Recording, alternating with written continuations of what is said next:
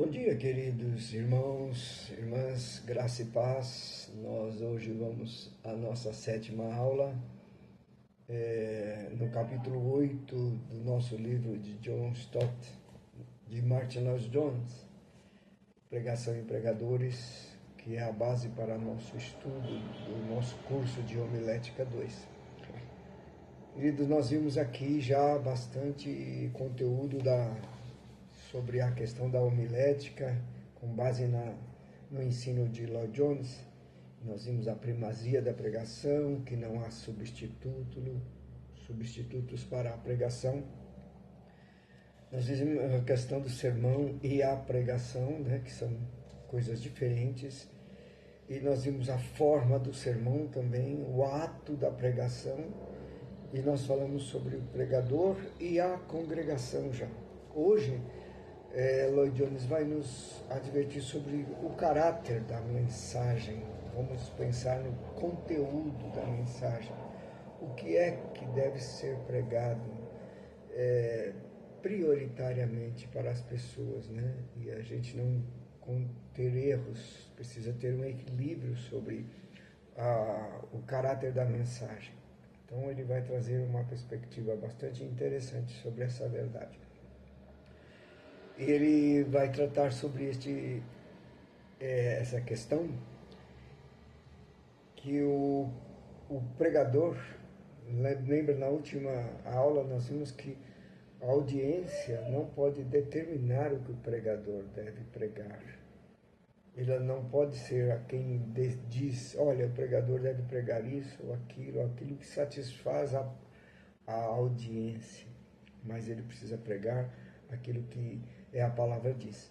E ele vai trazer agora essa questão, que apesar de não ser o púlpito, os bancos que determinam o que o pregador vai pregar, o pregador não pode ser insensível, não pode pregar simplesmente alguma coisa sem conhecer os seus ouvintes, sem conhecer a situação, o estado espiritual dos seus ouvintes. Então ele precisa conhecer os seus ouvintes, que é o que ele vai falar logo no início aqui na introdução do caráter da mensagem. Ele vai dizer que igualmente o pregador tem que avaliar a condição dos ouvintes, conservando isso em mente enquanto prepara a entrega da sua mensagem, o preparo da sua mensagem, a entrega da sua mensagem. Ele diz, os ouvintes não devem controlar a situação, mas o pregador tem que avaliar as condições e a posição dos ouvintes. E aí ele vai trazer, com base nisso, o que Paulo diz em 1 Coríntios, capítulo 3, dos versos 1 e 2. Ele vai trazer essa verdade, que Paulo também, ele sabia o que ele tinha que pregar o Evangelho.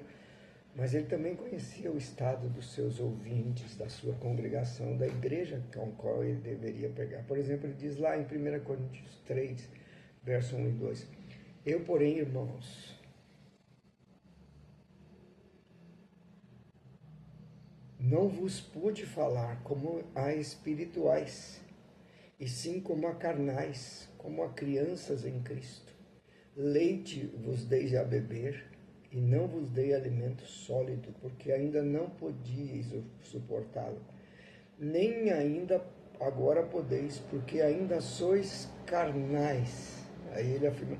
Paulo afirmou que a sua pregação era influenciada pela condição dos crentes de Corinto. Ele estava pregando e ele conhecia o estado daquelas pessoas, conhecia a sua audiência, ele sabia o que é que ele deveria pregar, que ele precisaria pregar. Não é que os crentes ditavam o que ele deveria pregar, mas ele sabia o que tinha que pregar pelo estado das pessoas que ele conhecia na igreja de Corinto. Um segundo exemplo que ele dá, biblicamente, é o exemplo de Hebreus capítulo 5, né? Que o autor de Hebreus vem falando sobre Jesus, o sumo sacerdote, mas no capítulo 5, a partir do verso 11 até o verso 14, o escritor de Hebreus vai fazer uma boa advertência E ele diz assim: a esse respeito tenho muitas coisas que dizer e difíceis de explicar, porquanto vos tendes tornados tardios em ouvir. Pois com efeito, quando devia ser mestres, atentando ao tempo decorrido, tendes novamente necessidade de alguém que vos ensine de novo quais são os princípios elementares dos oráculos de Deus. Assim vos tornaste como necessitados de leite e não de alimento sólido. Ora, todo aquele que se alimenta de leite é inexperiente na palavra da justiça, porque é criança. Mas o alimento sólido é para adultos, para aqueles que pela prática têm suas faculdades exercidas, para discernir não somente o bem, mas também o mal. Nesta passagem bíblica encontramos a mesma ideia, né? O autor queria falar sobre a grande doutrina concernente ao Senhor como grande sumo sacerdote. No entanto, ele sentia que não podia pregar sobre Jesus, o grande sumo sacerdote, porque ele entendeu que aquele público, aqueles ouvintes ainda eram imaturos, eram incapazes de entender uma doutrina mais elevada sobre a pessoa de Cristo, eles não entendiam os rudimentos, né? Então essa é uma das preocupações. Nós precisamos conhecer o estado das pessoas que nós vamos pregar, para que a nossa mensagem também ela alcance o objetivo, né? E nós vamos ver praticamente aqui que ele vai trazer essa perspectiva de que nós não podemos pensar que todos na nossa igreja são salvos ou maduros. Eles precisam ouvir as coisas básicas do Evangelho, ou o próprio Evangelho, para se converter. E ele diz que essa é uma falha principal, né? É uma falha principal de todo pregador jovem, né? Que ele consiste em pregar conforme gostaria que os ouvintes fossem, e não como eles realmente são. Nós precisamos entender como o auditório, as pessoas que nós estamos pregando, e também não supor que todos os que estão na igreja já ouviram o Evangelho, já se converteram e já podem ouvir fundamentos, ensinos mais profundos da palavra de Deus. E ele vai trazer uma advertência aqui, que às vezes quando a gente lê as histórias dos puritanos, as pregações dos puritanos, que eram muito elevadas, muito profundas, muito doutrinárias, de edificação do povo, e às vezes quando os jovens, principalmente vocês que estão aqui, os jovens no seminário, pensam, agora eu vou pregar as grandes doutrinas da fé, mas às vezes a gente se engana que o nosso público não está preparado para ouvir coisas mais profundas, mas precisam ainda ouvir o Evangelho e talvez se converterem, né? Então precisamos tomar este cuidado, né? Se algum jovem pregador, ele afirma aqui na página 136, no final, se algum jovem pregador não entende essa particularidade e tenta pregar como faziam os puritanos, por cerca de 2 horas, logo descobrirá que não lhes resta a congregação para a qual pregue. A congregação vai embora. E é de vital importância que o pregador avalie o povo para o qual está pregando, né? E aí, então, ele vai trazer algumas proposições que ele coloca aqui, como que a gente deve fazer. A primeira coisa que nós precisamos fazer, nós devemos cuidado, né? É que na igreja não tem só crentes. Quando ele vai trazer essa falsa avaliação dos ouvintes, na página 37, ele vai trazer 137, ele vai trazer uma afirmação que é a falsa avaliação dos ouvintes. Às vezes nós estamos querendo dar alimentos sólidos para bebês, e em vez de darmos leite. Esse é o princípio ensinado tanto pelo apóstolo Paulo como o escritor de Hebreus, né, que nós lemos os 2 textos. E ele diz: cumpre-me todavia acrescentar algo. Embora seja o dever do pregador avaliar sua congregação, é mister que ele tenha o cuidado de fazer com a estimativa legítima e exata. O perigo se manifesta tanto do ponto de vista do pregador como do ponto de vista dos ouvintes. O pregador pode fazer uma falsa avaliação dos ouvintes, os ouvintes podem ter uma falsa avaliação de si mesmos, né? Por exemplo, o pregador acha que os ouvintes podem ouvir sobre o sacerdócio, o sacerdote que está sentado nas alturas, e às vezes os ouvintes também acham que eles são eruditos, que eles podem ouvir essas questões, e essa é a falsa avaliação, tanto do pregador quanto dos ouvintes, do que é que eles podem ouvir. E ele diz: o principal perigo com que se defronta o pregador quanto a isso consiste em supor que todos quantos se dizem crentes ou que pensam ser crentes ou os membros da igreja são necessariamente cristãos.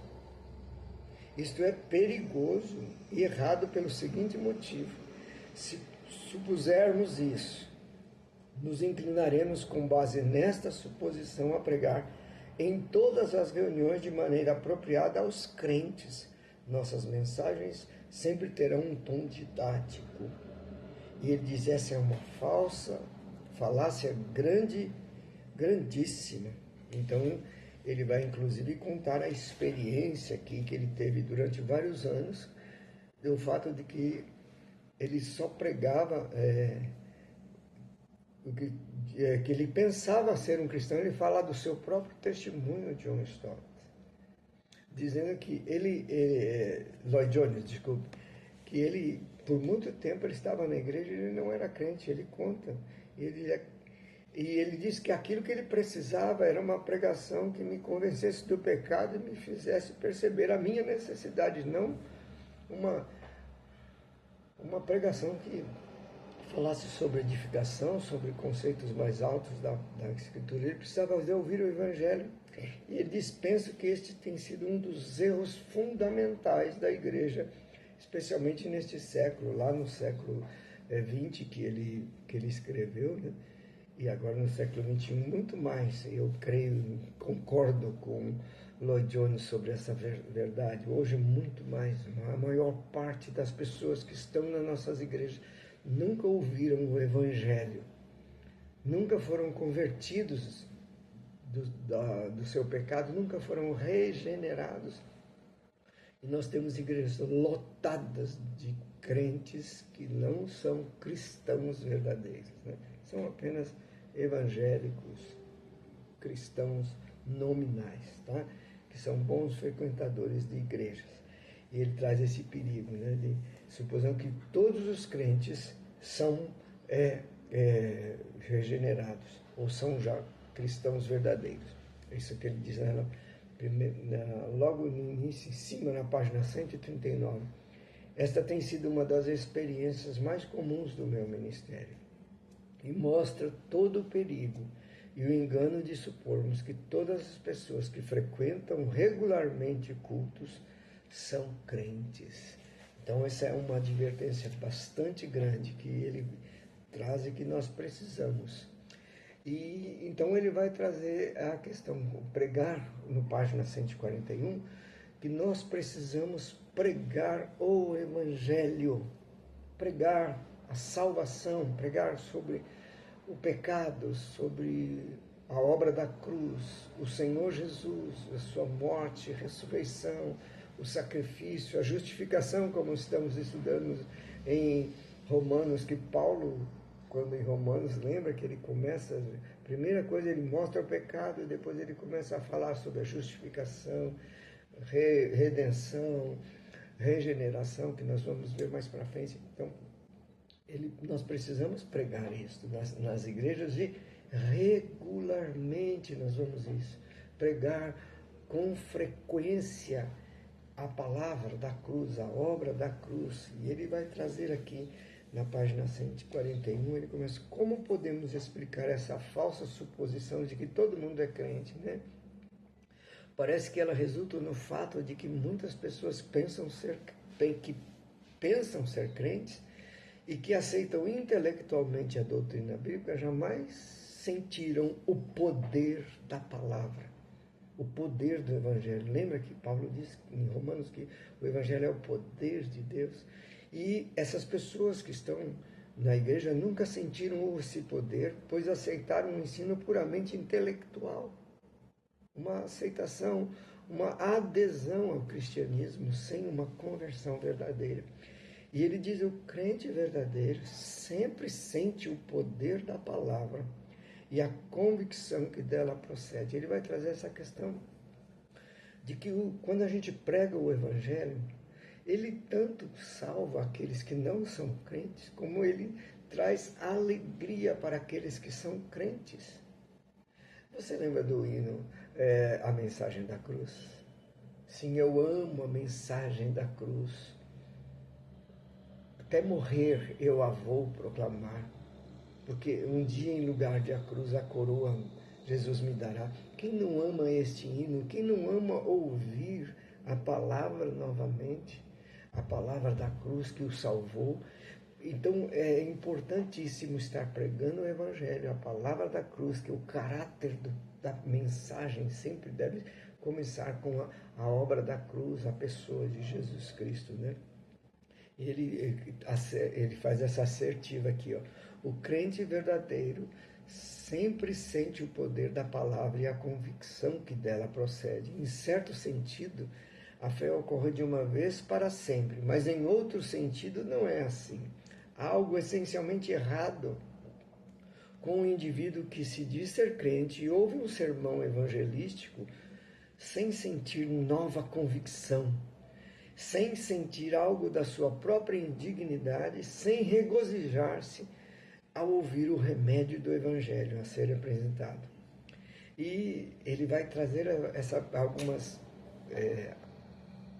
exemplos sobre isso, e é verdade. Quantas vezes a gente ele cita algumas pessoas que falam para ele, depois que ele pregou o Evangelho, diz: olha, se eu não fosse convertido, eu me converteria hoje novamente por causa da palavra. Este é o poder do Evangelho, porque o Evangelho é o poder para a salvação do incrédulo, mas ele é o poder de Deus também para confirmação e fortalecimento da fé daqueles que já são cristãos. Por isso que ele traz essa perspectiva muito forte de que nós precisamos pregar o caráter da mensagem. Em primeiro lugar, pregar a mensagem do Evangelho a todas as pessoas, frequentemente na igreja. Nós não podemos abrir mão disso. Então, ele diz, em outras palavras, devemos ser muito cuidadosos na qualidade dos pregadores, para que não sermos culpados de classificar as pessoas com excessiva rigidez, dizendo: esses são crentes. Portanto, é mister que tenhamos plena certeza de que são crentes, porque a tendência de muitos é dizer: sim, tornamos-nos crentes em resultado de uma certa decisão e fizemos uma reunião evangelística e agora vimos que já somos crentes. Tudo o que precisamos agora é edificação e instrução e edificação. Cuidado com essa perspectiva. A igreja precisa ouvir o Evangelho.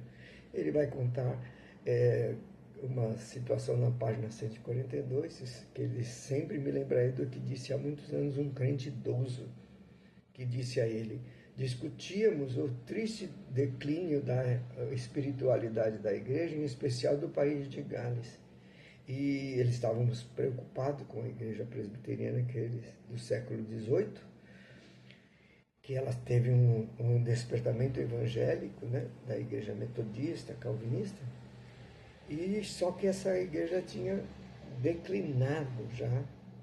E eles fazem uma pergunta: por que aconteceu isso? E no final da página, quase no final da página 142, ele diz assim: a consequência do declínio espiritual e numérico, inclusive, da igreja, foi que pregadores passaram a considerar todos os ouvintes como crentes, não pregando mais de maneira evangelística, e com frequência não mais houve cultos de evangelização, e supunha-se que todos eram crentes, e o ministério se dedicou inteiramente à edificação, resultando disso que uma geração inteira cresceu sem jamais conhecer o poder do Evangelho e ouvir uma pregação que contribuísse para convencer os homens em pecado. Então ele vai trazer essa experiência que é muito terrível para a igreja do país de Gales, né? Deixou de pregar o Evangelho, achando que todo mundo está crente, então não precisa ouvir. E ele na página 143, ele diz: estou insistindo em que todas as pessoas que frequentam uma igreja precisam ser colocados sobre o poder do Evangelho. Então esse é o caráter da mensagem, esse poder do Evangelho. Cuidado, nós sabemos que a pregação expositiva é a base da nossa pregação, é o melhor meio de ensinar, mas a própria pregação expositiva, ela deve ser para pregar o Evangelho, senão vai ficar apenas um intelectualismo teológico na igreja, sem vida da igreja, sem o poder do Evangelho. Ele diz que isso é uma situação deplorável. E que se acontece isso, e o primeiro argumento dele é por que acontece isso? Por causa de uma falsa avaliação das pessoas por parte do pregador e dos ouvintes. Então ele traz novamente, quando nós não avaliamos a nossa audiência, o povo a quem estamos pregando, a própria igreja, nós acabamos entrando neste erro, nesta falácia. E aí no final da página 143, ele traz isso, levanta uma outra questão, que é o ponto 2 do esboço, aí, o que é pregação, então? E ele faz claramente aqui, a pregação, o que tenho chamado da essência da pregação, é o poder do Espírito Santo. A essência da pregação é o poder do Espírito Santo. A ideia de que você não... E ele traz essa perspectiva de que quando você entrega o sermão à igreja no poder do Espírito Santo, você nunca sabe o que vai acontecer. Se o pregador, se o pregador sabe o que vai acontecer, em minha opinião, ele não deveria estar no púlpito. Toda a glória do ministério está no fato de que não sabemos o que pode acontecer. Em uma preleção, sabemos o que está acontecendo. Estamos no controle, mas isso não acontece quando estamos pregando. Veja, ele faz uma contradição aqui entre preleção e pregação. Preleção, a gente tem o controle, a gente tem todos os pontos, fala aquilo que a gente preparou. Mas numa pregação, a gente não tem o controle, porque o controle é do Espírito Santo, né? Súbita e inesperadamente, o outro elemento pode irromper num culto, toque do poder do Espírito de Deus. É a coisa mais gloriosa que pode acontecer em qualquer indivíduo ou grupo de pessoas. Portanto, digo para esses frequentadores de um único culto, que se não assistirem a todos os cultos, ele vai tratar a perspectiva, que as pessoas que só basta ir num culto na semana, no domingo de manhã, que tá bom. Isso é uma prática muito litúrgica apenas, né? Costumeira, não de alguém que não tem sede da palavra de Deus. Então ele não conhece o poder do Espírito Santo, porque quem conhece o poder do Espírito Santo, ele tem uma perspectiva que ele vai trazer lá sobre em Atos capítulo 13 e 20, que é a presença, o refrigério do Espírito, quando nós vemos o relato, né, dos irmãos lá em Atos no início, que o refrigério do Espírito trazia gozo, alegria. E lá era a pregação evangelística, pregação muito forte evangelística, para todos os irmãos, e todos os irmãos se regozijavam com isso. E aí, em segundo lugar, ele vai trazer a pergunta, essa pregação precisa ser o do Evangelho, ela precisa ser no poder do Espírito Santo, e essa pregação nós temos que tomar o cuidado de muitas congregações que dizem que A pregação tem que ter um limite de tempo, precisa ser limitada ao tempo. Antes de falar da limitação do tempo, eu esqueci aqui, ele vai citar o Salmo 84, né? Que fala, quão amáveis são os teus tabernáculos, Senhor dos exércitos. A minha alma suspira e desfalece pelos teus atos, meu coração e minha carne exultam pelo Deus vivo. Essa é a experiência de estar no culto, de receber a palavra que o salmista já tinha, que os irmãos da igreja primitiva tinham, e que os irmãos na história da igreja, dos grandes avivamentos das igrejas que pregam verdadeiramente a mensagem do Evangelho, isso produz alegria, gozo, refrigério, salvação, libertação e edificação, né? Então, é essa perspectiva que ele traz do que é a pregação. Então, ele vai trazer no que é a pregação, na página 144, na parte B, uma advertência interessante e oportuna. Que outro aspecto desse assunto do que é a pregação, cuidado, muitas fontes em diferentes países me têm dito que há uma crescente tendência entre as congregações de ditar ao pregador quanto tempo ele deve pregar. Essa é uma questão séria do caráter da mensagem. Qual é o tempo da mensagem? Quanto tempo, quantos minutos, né?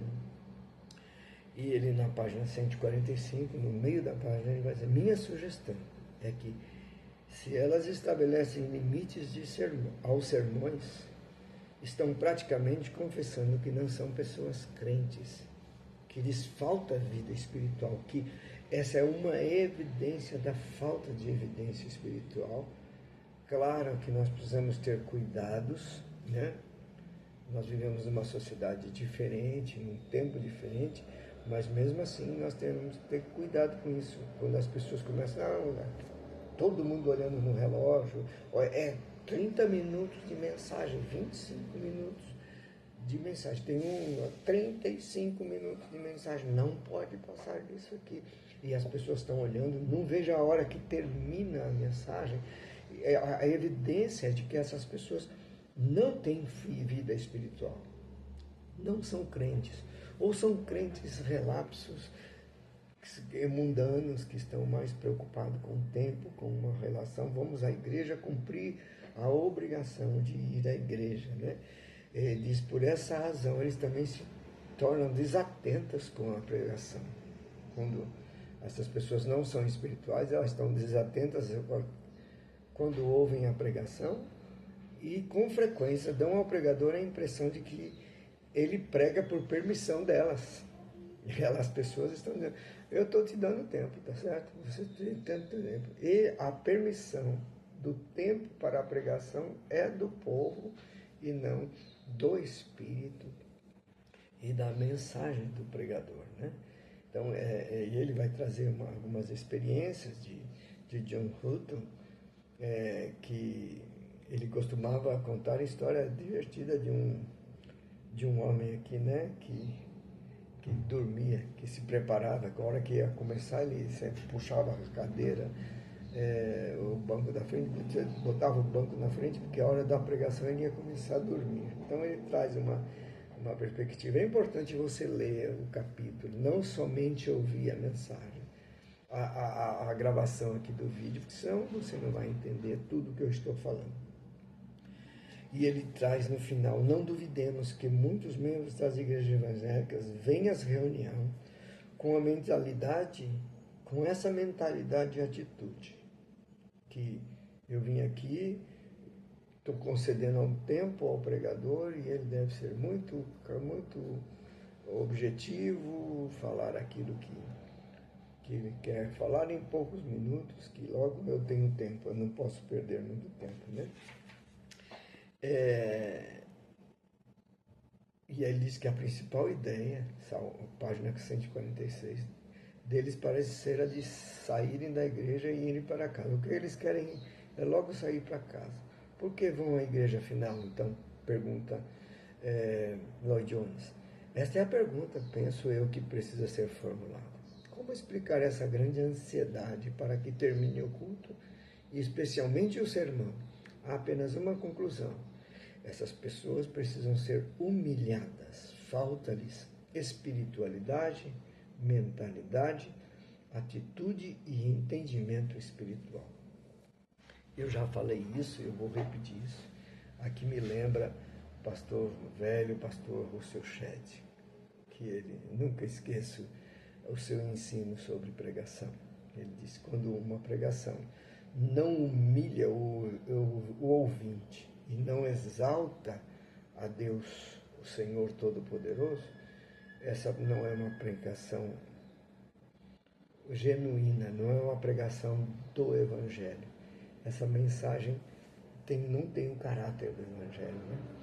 Então eu lembro disso e certamente ele está repercutindo Lloyd Jones, né? E também os seus estudos, né?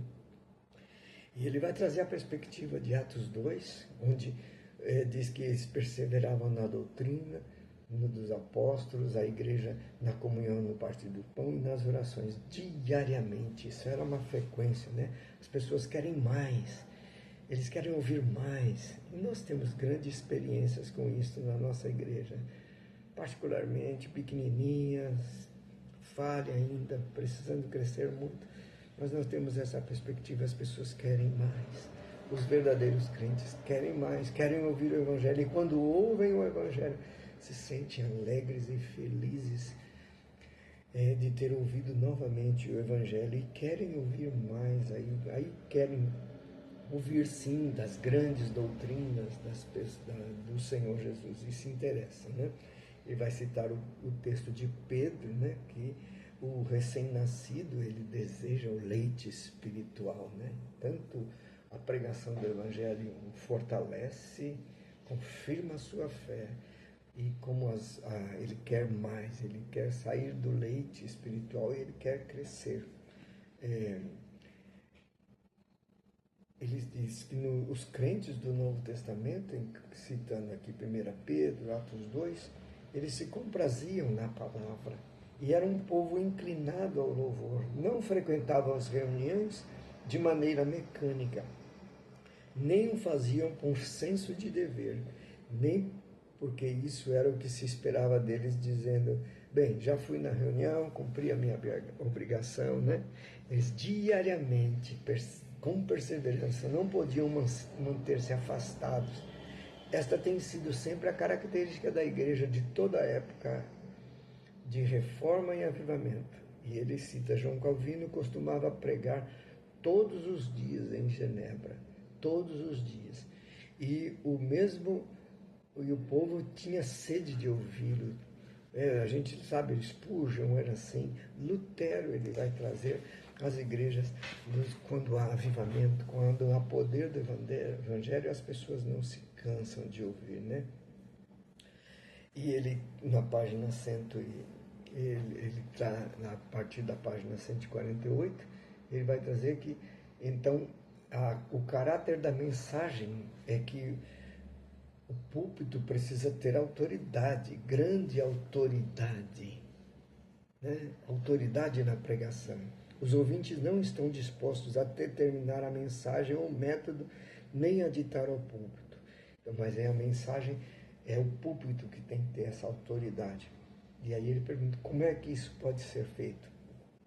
Como é que a gente pode restaurar esta autoridade da pregação, autoridade do púlpito? E ele diz que nós temos que ter cautelosos, porque com frequência tem sido este o problema abordado constantemente de maneira errada.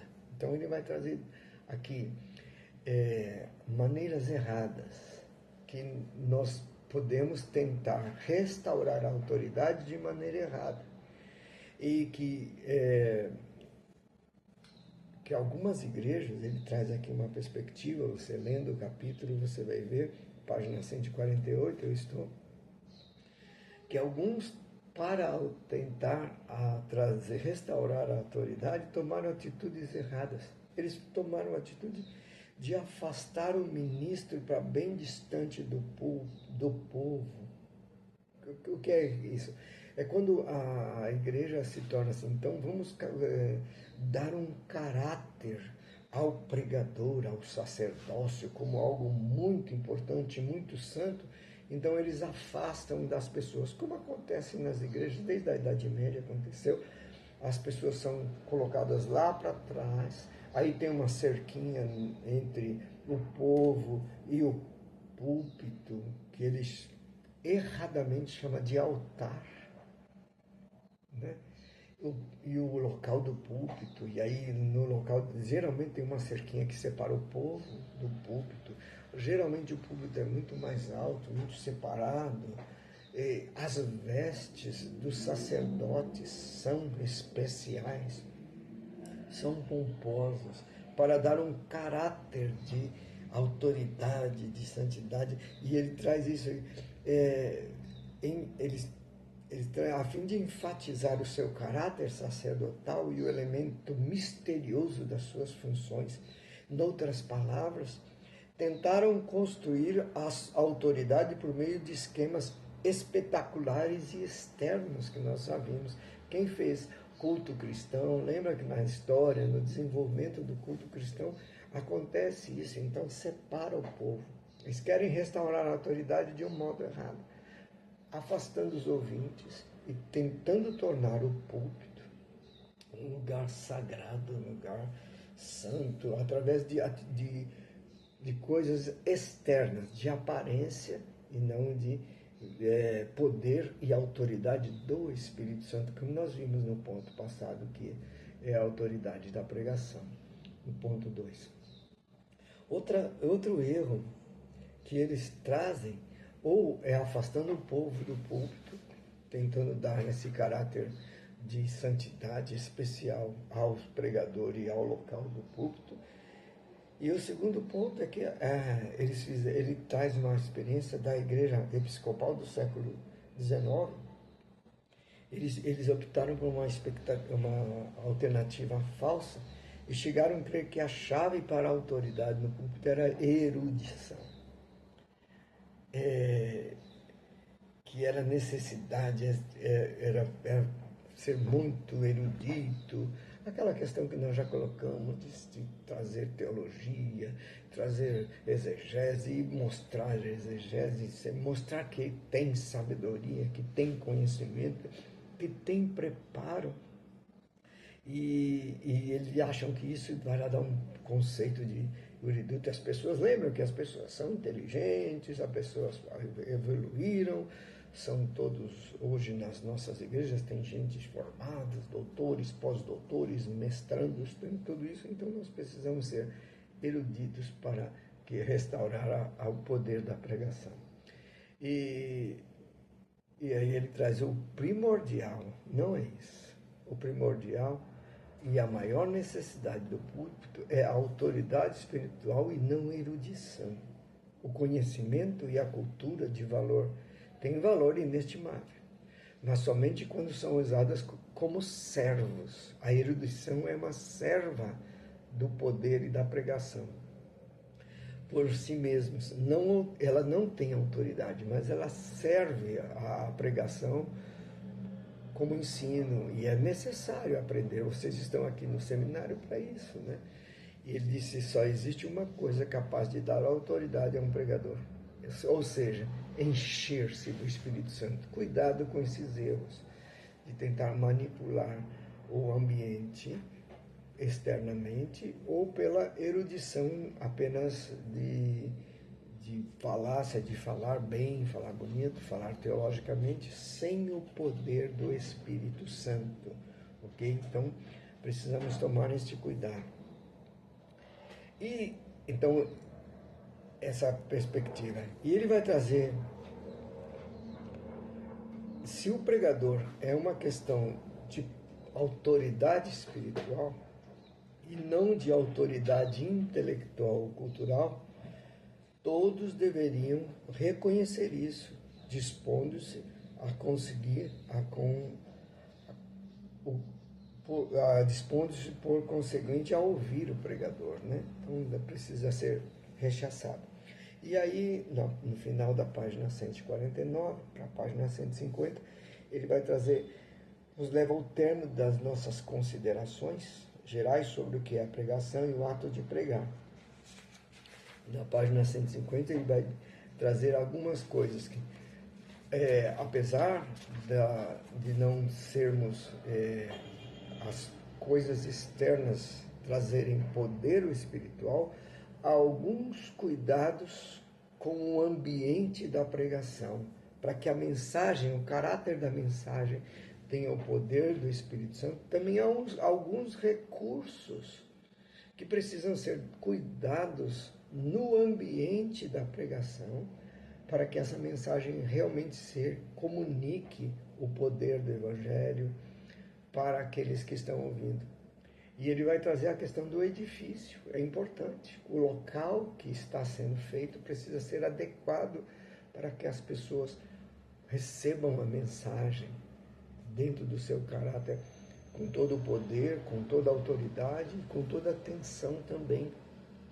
E ele traz essa aqui, o edifício, pois é muito importante, que pode ajudar ou impedir a concretização do propósito da vinda das pessoas. As pessoas vieram para receber a mensagem, mas às vezes o ambiente físico daquele edifício não proporciona uma liberdade da mensagem chegar claramente aos ouvidos.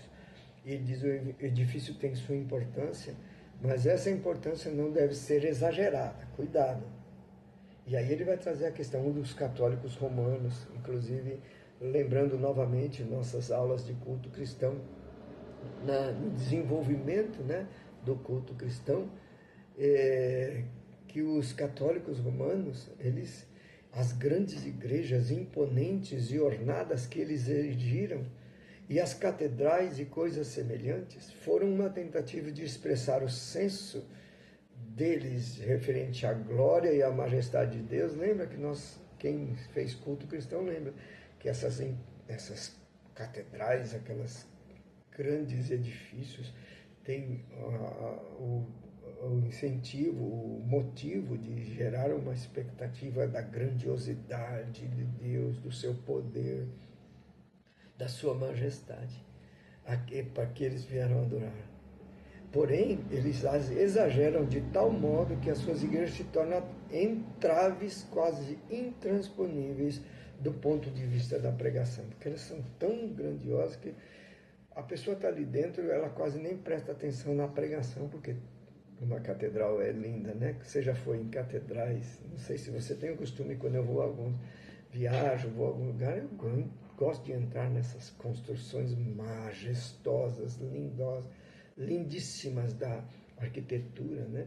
Gótica, neogótica, medieval, é muito lindo.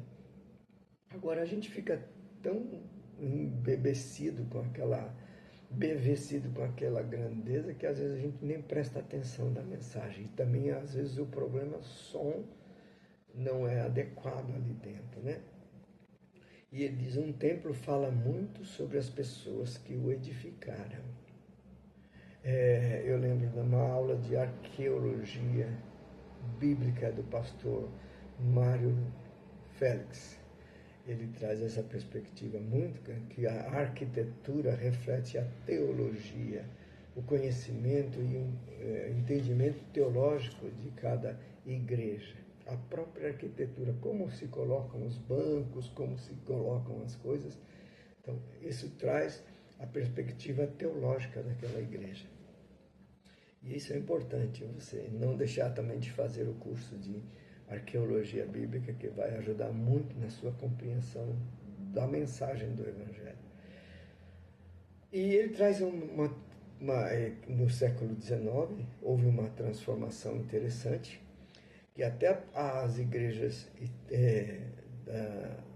não somente na Inglaterra, mas também nos Estados Unidos, que até aquela época as igrejas e templos eram construções simples, até o século XIX, e eram chamadas parte, né, aqui provavelmente das igrejas evangélicas, eram chamadas, até o século XIX, os templos evangélicos eram chamados casas de reuniões, que isso começou com a reforma, lembra?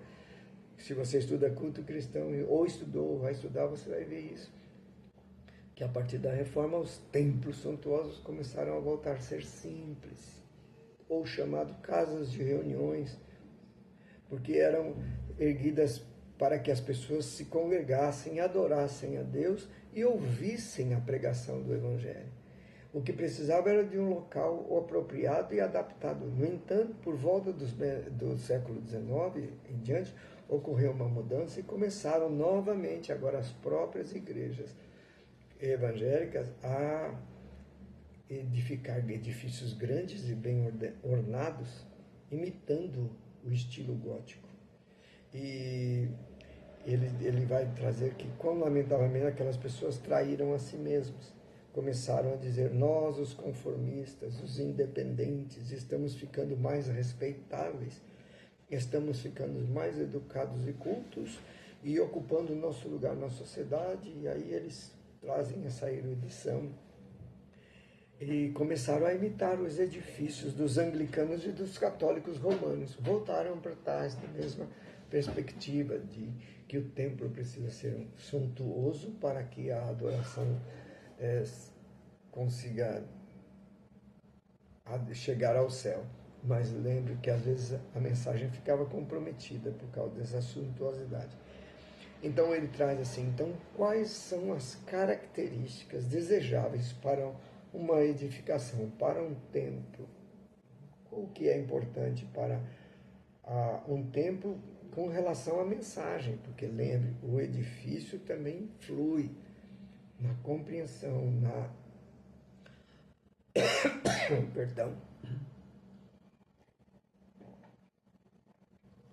no recebimento da mensagem, né? No ouvir a mensagem, que não o distraia, né? E ele vai trazer o primeiro fator essencial, que um edifício deve contribuir para que o caráter da mensagem seja claro para os ouvintes, é o fator de uma boa acústica. Não podemos exagerar ao ressaltar demais esse particular, mas falo com base em considerável experiência após muitos anos de pregação em igrejas em diversos países.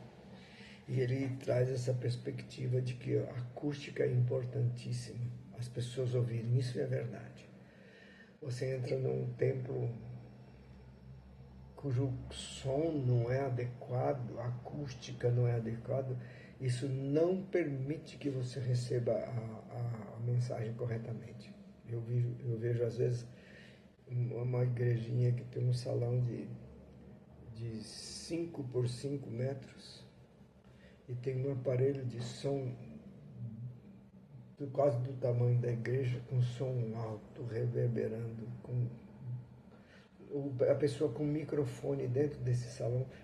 Lembre-se que um salão de 5 por 5 não precisa de um microfone, a nossa voz chega às pessoas rapidamente, claramente, depende da arquitetura, do som, se não tiver interferência externa, e uma boa adequação, um bom ar-condicionado, né? Não barulhento.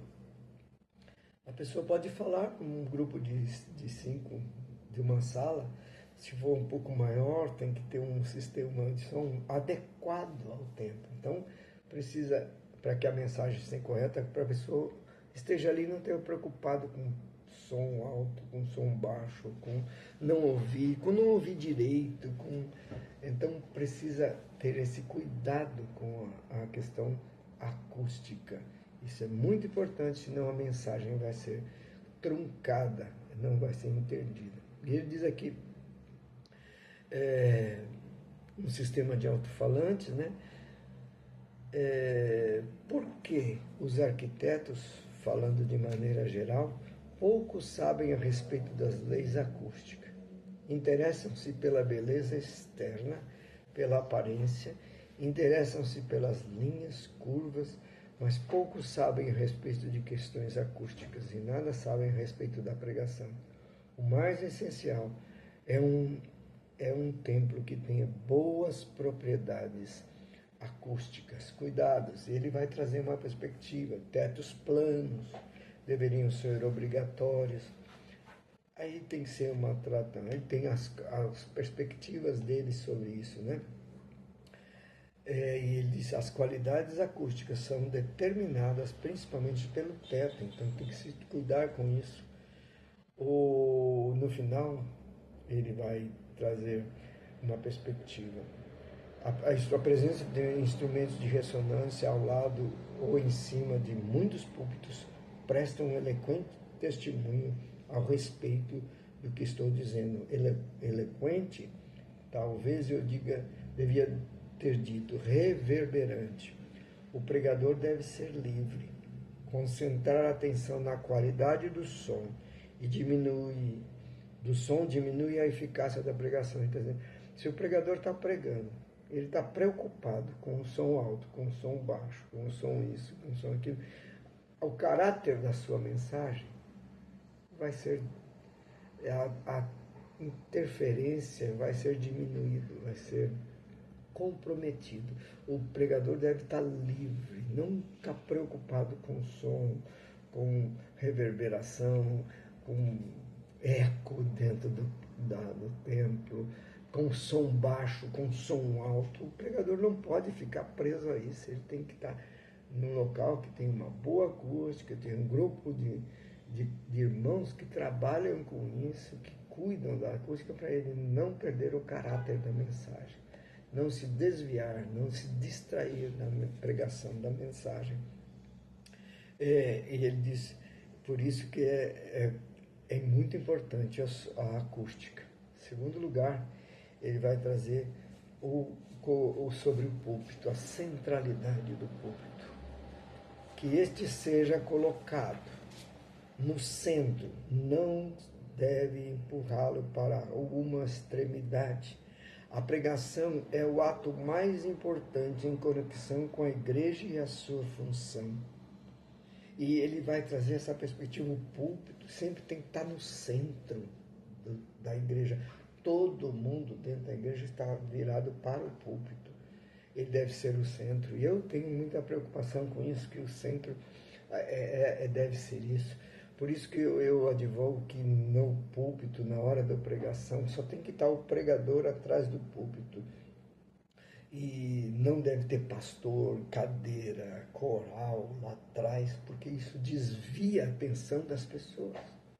Tira a atenção das pessoas. Qualquer pessoa que mexe, se você vê, às vezes, um ministério todinho sentado atrás do pastor, primeiro, ele está atrás do pastor, ele não vê o olho do pregador, ele não vê as expressões do pregador, ele não está recebendo a mensagem de frente, ele está nas costas do pregador. Isso não tem condições, não tem discernimento, não tem cabimento, né? Você está atrás do pregador. Muitas vezes, os pastores, eu vou a algumas igrejas que têm esse costume, que querem me colocar sentado atrás do pregador. Eu acho muito difícil. Eu peço sempre, deixa eu sentar lá na frente, porque eu quero ver. Porque a pregação, lembra que a pregação, todo o corpo, o espírito, a alma e o corpo do pregador está envolvido na pregação, na entrega da pregação. Os olhos, as expressões, os gestos, tudo isso comunicam. Então, o pregador, o púlpito tem que estar na frente, é central. As pessoas devem estar olhando para o pregador e ele vai trazer até a perspectiva da altura. Ele vai trazer uma historinha aqui de um pregador, né? Foi uma pregação e o pastor da igreja foi lá medir a altura do estômago dele aqui. Ele achou estranho, porque que o pastor estava medindo a altura do estômago dele, porque ele disse, e aí ele mostra aqui que na igreja tinha algumas plataformas para a altura das pessoas. Uma pessoa alta não precisava colocar plataforma, mas aquele pregador precisaria de 2 plataformas para que o estômago dele ficasse à altura do púlpito, para que as pessoas pudessem vê-lo, interagir com ele. Veja aqui, é interessante isso, né? Será que você já pensou nisso? Será que você já meditou isso? Até a localização, a altura do púlpito, a acústica, tudo isto vai influenciar no caráter da mensagem? Entendeu? Quando Mark Lloyd Jones está trazendo essa perspectiva do caráter da mensagem, e que tem tantas coisas, o poder do Espírito Santo, os cuidados. Primeiro, ouvintes, quem são os nossos ouvintes que vão ouvir a mensagem, não supor que todos já são crentes, e a pregação do Evangelho é primordial, e que temos que cuidado com as falsas avaliações dos ouvintes, que precisamos avaliar. Eles não podem determinar a mensagem, mas o pregador precisa conhecer os seus ouvintes para pregar a mensagem adequada. E que a pregação do Evangelho é sempre necessária, continuamente, com frequência, deve ser pregada, porque nem todos na igreja são crentes, e que e as pessoas precisam ser postas sobre o poder do Evangelho, que tanto salva quanto também confirma e edifica a fé dos cristãos. E nós vimos o que é a pregação, que a essência da pregação é o poder do Espírito Santo, que não pode haver um limite para a pregação, né? Mas tem que também ter cuidado, né? Nós precisamos conhecer todos os fatos e precisamos restaurar o caráter da autoridade da pregação, não afastando os ouvintes com estruturas externas, e nem pela erudição do pregador, mas e também devemos tomar cuidado com uma boa acústica, com o edifício onde estamos pregando, local, com a centralidade do púlpito, da localidade, a altura, tudo isto vai influir na entrega e no caráter da nossa mensagem. Amém, queridos? Então, aqui está nossa 7ª aula, você ouça. E lembre-se, na semana que vem, o trabalho que foi colocado para você entregar hoje, você pode entregar de hoje até na próxima segunda-feira, dia 30, que é uma exegese, né, de uma perícope do Evangelho, da primeira carta de João, tá certo? Você pode entregar até a semana que vem. Então, ouça, veja o vídeo, leia o capítulo, faça a sua exegese. Segunda-feira nós vamos continuar, estarei presente com vocês. Grande abraço, querido, saudade, Deus abençoe. Até segunda.